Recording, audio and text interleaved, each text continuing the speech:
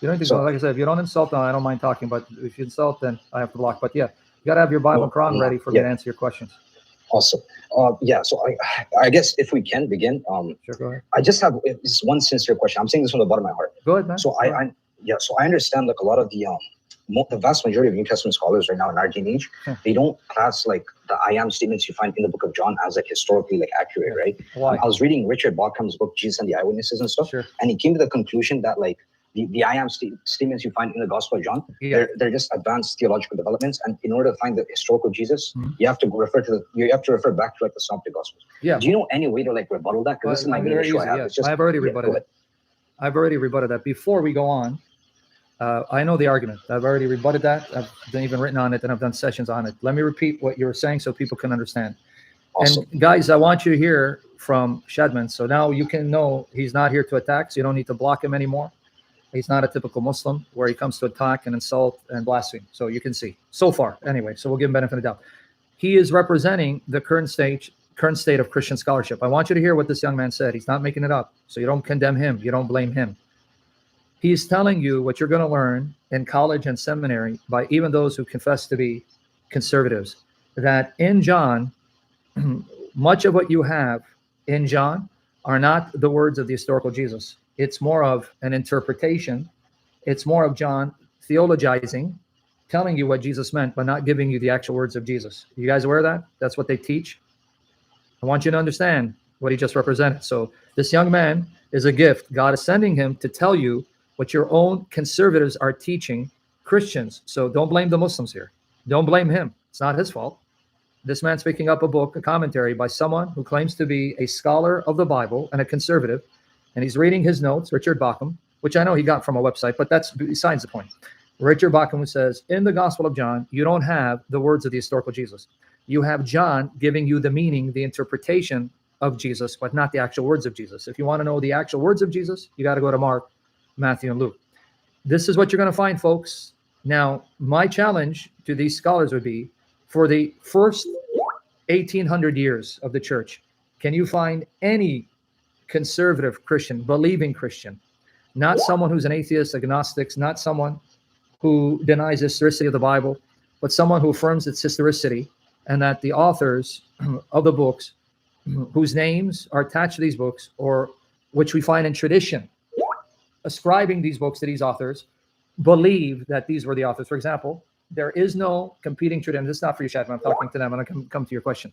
There is no competing tradition anywhere in church history that someone other than Matthew wrote the gospel attributed to him, someone other than Mark wrote the gospel attributed to him, someone other than Luke wrote the gospel of Luke and Acts, and so on and so forth. That is a modern criticism. But if you go back as far as you trace the manuscript evidence, the historical evidence, even as far back as Irenaeus, the disciple of Polycarp, Matthew wrote Matthew, Mark wrote Mark, Luke wrote Luke, John wrote John, no competing voices in the church where they argued about the authorship of these books. Now, let's put that aside. You won't find any one of them questioning the historicity of John. Their belief was that John focused on those aspects of Jesus's teaching that Matthew, Mark, and Luke did not mention, and it only makes sense. Why then repeat the very material found in Matthew, Mark, and Luke? You already have that material in Matthew, Mark, and Luke. If that's all John wanted to do, then he didn't need to write anything, because Matthew, Mark, and Luke already say basically the same thing. John comes along and gives us those details, not mentioned in the other Gospels, details of the historical Jesus in order to give us a more complete picture. That was the view of the church.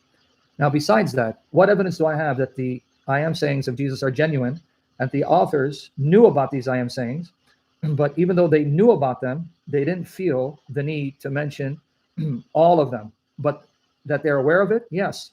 Mark 6, 45 to 52, Matthew 14, 22 to 33, and John 6, 16 to 21, all repeat the same miracle story of Jesus walking on water. And then when the disciples saw him walking on water at night, they thought they saw a ghost. And in Greek, he says, ego eimi, I am, do not be afraid. It's the exact same story. And in Mark 6:50, you read it. He says, ego eimi, I am, do not be afraid. Matthew 14:27, ego eimi, I am, do not be afraid. John 6:20, ego eimi, I am, do not be afraid. So right there, you have a miracle story of Jesus in which he unveils his identity as the divine I am, as a Lord of the winds and the seas and the waves, who subjugates them by his power. That's found in John, that's already in Mark and Matthew, and yet guess what? Luke doesn't mention it. So if you're going to subscribe to the views of modern scholarship that says that Luke used Mark, that means Luke would have been aware of that I am saying, but didn't include it, which confirms my point. They were aware of the I am sayings, but for their purposes, they didn't feel the need to include many of them or any of them in the case of Luke, not because they didn't know the I am sayings, but because for their purpose, they didn't include them. That's the answer. So now you need to explain to me, how is it in Mark 6, the first of the Gospels, according to modern scholarship, you have an I am saying of Jesus found in John 6 in the context of Jesus walking over upon the waters to demonstrate his sovereign authority over the winds and the waves, something that the Hebrew scriptures ascribe to Yahweh alone. Explain that to me. Yeah, so I personally, I do believe that all the Gospels do portray Jesus as divine. But that's not my question, Chad. I didn't say the divine. You're using Bart Ehrman on me. It's not going to help you use Bart Ehrman. This is an I am saying. Mark 6:50, ego eimi. It's I am. I am saying found in John 6:20. So it's not whether Mark portrays Jesus as divine in some sense, Bart Ehrman. I know where you're getting the argument from. It's the exact same story where Jesus says, ego eimi, I am, which in Hebrew would have been anihu or anokihu, in a context where he's walking over the waters and he calms the winds and the waves as a display of him being the Lord of heaven and earth, the one who subjugates and tramples the winds and the waves under his feet, which according to the Old Testament is ascribed only to Yahweh, such as Job chapter 9, verse 8, Job chapter 9, verse 8, and Psalm 107, you can read from 22 to 30.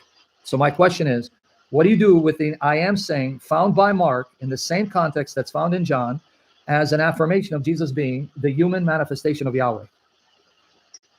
I wouldn't, you see, I can't object to that. What you said is the truth. I mean,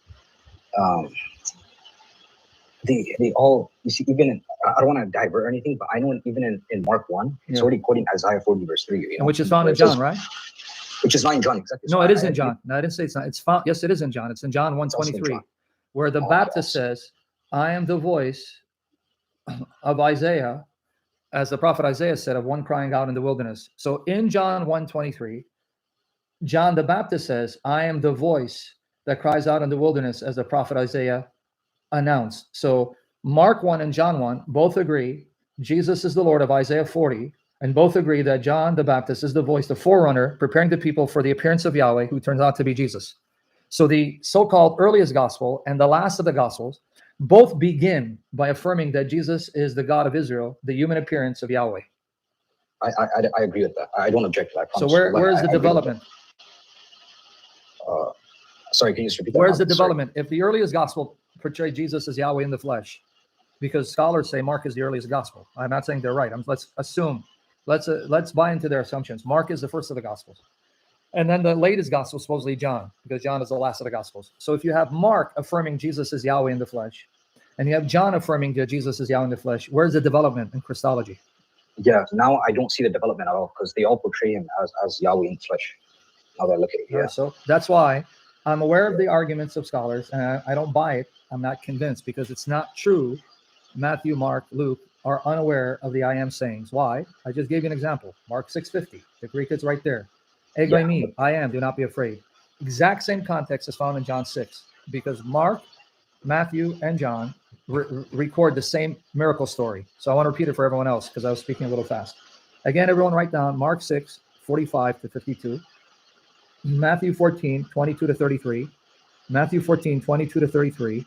And write down John 6, 16 to 21. It's the same story. It's Jesus walking on water. And it actually appears in the same context, because in Mark 6, Matthew 14, and John 6, it follows up Jesus's miraculous feeding of the 5,000 men. With women and children to be more. So here, Mark, Matthew, and John all record the miraculous feeding of the 5,000 in the wilderness with a few loaves and a few fish. And then all record that right after that, the disciples got in a boat to head to the other side. And in the middle of the night, Jesus walked on water and said, ego eimi, I am, do not be afraid. So I'm going to ask you the question so you can get the point, which you already got, but just for emphasis. Sure. If you believe that's what scholars say, that Luke used Mark as one of his sources, right? Because Matthew and Luke supposedly use Mark. and then they edited Mark and changed Mark according to the view of scholars. Let's go with that. Let's assume they're right. That means Luke would have been aware of this story because it appears in Matthew. So if Matthew and Luke are using Mark, Mark has the story of Jesus walking on water after feeding the 5,000 men in the wilderness with a few loaves and few fish. And then as he walks on the water, he says, I am, do not be afraid. Matthew includes both the miraculous feeding and Jesus walking on water and claiming to be the I am, ego eimi I am. Luke had Mark, would have seen that story, but didn't include it. Isn't this proof that the writers, at least let's stick with Luke, Luke was aware of the I am sayings, even though he didn't include them?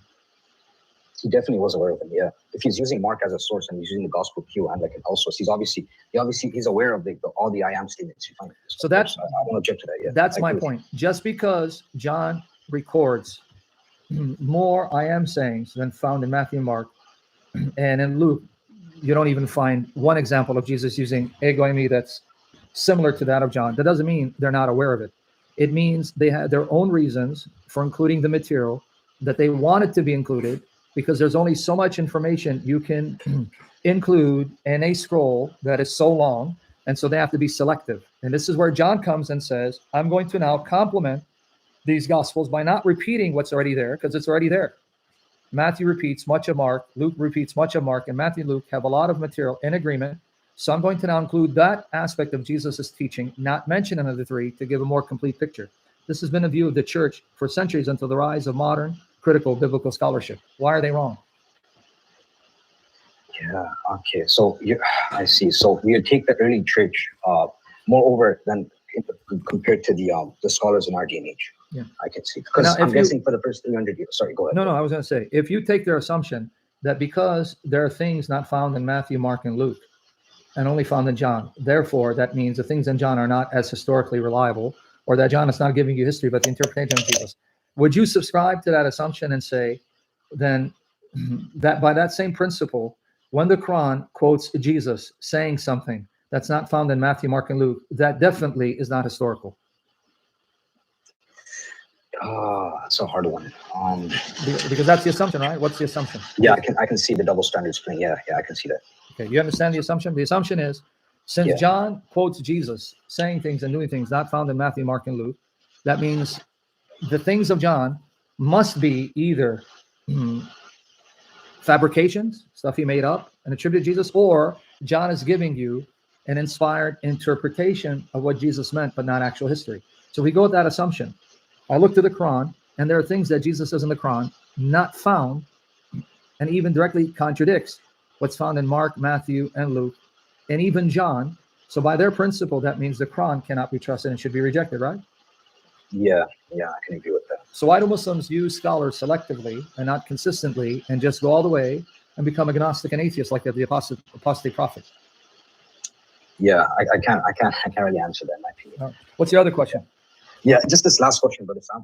It's just so the Zechariah 9:9 prophecy about you know how it speaks about like behold your king is coming to you. If I can remember correctly, behold your king is coming to you with a foal on a colt and on a donkey or whatnot. So I've seen, so I believe in Mark 11, John 12, Luke 19, it mentions that Jesus sits on one donkey. It says sat on each. Right? And nowhere in Matthew 21 does it say he sits on two. Read it again. Didn't say he sat on both. Matthew 21. Okay, let me just pull it Nowhere does it say sat on two. If you read it, it says there was a donkey and her foal, and that Jesus' disciples placed their garments on the foal and he sat on them. What's the them that he sat on? Reread it. I know what you're talking about. It's Matthew 21. Yeah, awesome. Okay, so it says the disciples went and did as Jesus had directed them. They brought the donkey and the colt and put their cloaks on them, and he sat on them. And what's on them? What did he sit on? The cloak. The cloak's on the donkey. So the reason why you have a donkey and her colt is because you have a foal that's untrained and needs the mother to lead it and guide it as a source of comfort. So there you have the foal and the mommy, the mother donkey. The mother donkey would be leading the foal, and so they put their garments on the donkey and her foal, and Jesus sat on them. What's the them? Both of them, or on the foal and the clothes that were placed upon the foal for Jesus to sit on? Can you just repeat that last part one more time? So what did Jesus sit on? On both of them, or did he sat on the foal and the garments that were placed on the foal, the colt? The foal and then the garments that are placed on the foal. Only someone who wants to insist there's a contradiction will say he sat on both the donkey and the foal. Okay, I get it now. There's no contradiction. That's just someone wanting to read unsympathetically to make the Gospels contradict in order to discredit their historicity. I got you. Thank you, brother. This is just the two main things I tried to cover it up. You don't have any more questions? You go ahead. Yeah. No. Do you have any more? No. That's pretty much it. Yeah, I'll have to like hop off. I'll have to go to bed. But thank you. I mean, I can call you some other time. Yeah, go ahead. Let me know when you have. We'll go live again. Thank you so much, brother. Anytime, Shamoun. Take care. Have a good night. You too.